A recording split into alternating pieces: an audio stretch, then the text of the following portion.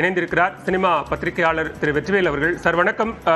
Sensor போர்டுக்கான அதிகாரங்கள் குறித்து இன்றைக்கு நீதிமன்றத்தில் வாதங்கள் முன்வைக்கப்பட்டிருக்கிறது. எங்களுடைய அதிகாரத்தை யாரும் கட்டுப்படுத்த முடியாது, அதே நேரத்தில் எந்த ஒரு திரைப்படத்தையும் நாங்கள் உள்நோக்கத்தோடு அதை அணுகுவதில்லைங்கிற வாதங்களை முன் வச்சிருக்காங்க. அதை எப்படி பார்க்கலாம் சார்? இது ஒரு அரசு தரப்புல இருந்து ஒரு இந்திய திரைப்படத்துறையை பொறுத்த வரைக்கும் தணிக்கை வாரியம் அப்படிங்கிறது தான் அதிகாரம் மிக்க ஒரு அமைப்பா காலம் காலமா இருந்துகிட்டு இருக்கு. எந்த படங்களோட பிரச்சனைகள் இருந்தாலும் சம்பந்தப்பட்ட இயக்குனரோ இல்ல தயாரிப்பாளர் தரப்பில் இருந்தோ இல்ல அந்த படத்துக்கு வசனங்கள் சொல்லியிருந்தாங்க வசனங்களோ அந்த குறிப்பிட்ட படக்குழுவினர் அவங்களுக்கு உண்டான விளக்கங்களை கொடுத்துதான் ஒரு படத்துக்கு வாங்குறதுங்கிறது காலம் காலமா இருந்துகிட்டு இருக்கிற ஒரு வழக்கம். அது இந்த ஜனநாயகன் படத்தை பொறுத்த வரைக்கும் என்ன மாதிரியான பிரச்சனைகள் இப்ப போயிட்டு இருக்குங்கிறது கேஸ் நடந்துட்டு இருக்கிறதுனால இன்னும் டீடைல் என்னால கொஞ்சம் ஃபாலோ பண்ண பார்த்து நானும் படிச்சுட்டு தான் இருக்கேன். நான் ஜென்ரலா இருக்கிற விஷயம் இதுதான்.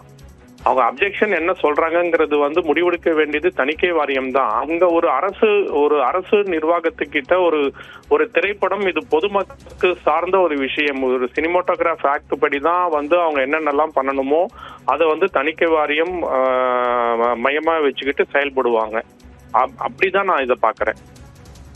மிக்க நன்றி வெற்றிவேல். இணைப்பில் கருத்துக்களை பகிர்ந்து கொண்டமைக்கு நன்றி. சென்சார் போர்டு தரப்பு தற்போது தங்களது வாதங்களை முன்வைத்த நிலையில படத்தயாரிப்பு நிறுவனம் தற்போது வாதங்களை முன்வைத்து வருகிறார்கள். அதே நிலையில படத்தை பார்த்த தணிக்கை வாரிய உறுப்பினர்கள் தங்களது கருத்துக்களை பரிந்துரையாக மட்டுமே சொல்ல முடியுமே தவிர மாறாக இதை புகாராக பதிவு செய்ய முடியாது என்கிற ஒரு கருத்தையும், தணிக்கை அதிகாரிகள் சட்ட விதிகளை காற்றில் பறக்க விட்டிருக்கிறார்கள் என்கிற ஒரு வாதத்தையும் படத்தயாரிப்பு நிறுவனம் முன்வைத்திருக்கிறது.